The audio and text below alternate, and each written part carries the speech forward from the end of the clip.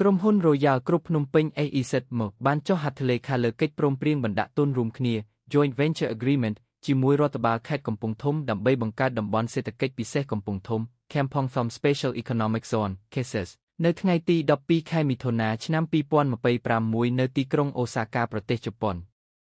គម្រោងនេះមានគោលបំណងអភិវឌ្ឍតំបន់កសិឧស្សាហកម្មកែច្នៃតាមគំរូពីស្ថានដល់រោងចក្រ Farm to Factory Agro-processing Zone ដែលនឹងលើកកម្ពស់ឧស្សាហកម្មជំនួសការនាំចូលនិងឧស្សាហកម្មដែលផ្ដោតលើការនាំចេញដោយបង្កើតខ្សែសង្វាក់ផ្គត់ផ្គង់កសិឧស្សាហកម្មដែលមានតម្លៃបន្ថែមគំនិតផ្ដួចផ្ដើមនេះត្រូវបានគេរំពឹងថានឹងពង្រឹងឧស្សាហូបនីយកម្មជនបទបង្កើតឱកាសការងារនិងបង្កើនប្រាក់ចំណូលរបស់កសិករតាមរយៈការអភិវឌ្ឍឧស្សាហកម្មកែច្នៃកសិផល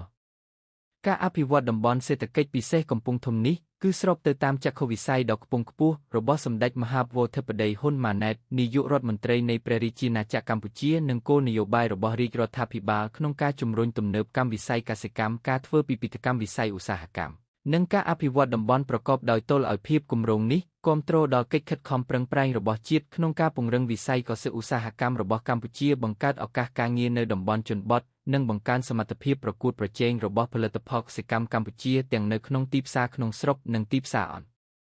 តរជាតិអ្នកអង្គការគិតមេងប្រធានក្រុមប្រឹក្សាភិបាលនៃក្រុមហ៊ុន Royal Group ភ្នំពេញ AEZ បានថ្លែងអំពីគម្រោងនេះថាគម្រោងនេះគឺជាការបោះជំហានចូលទៅក្នុងវិស័យថ្មីមួយសម្រាប់ក្រុមហ៊ុនរបស់យើងហើយវាឆ្លុះបញ្ចាំងពីការបដិញ្ញាចិត្តក្នុងការចូលរួមចំណែកដល់ការអភិវឌ្ឍតំបន់ជនបទដោយប្រើប្រាស់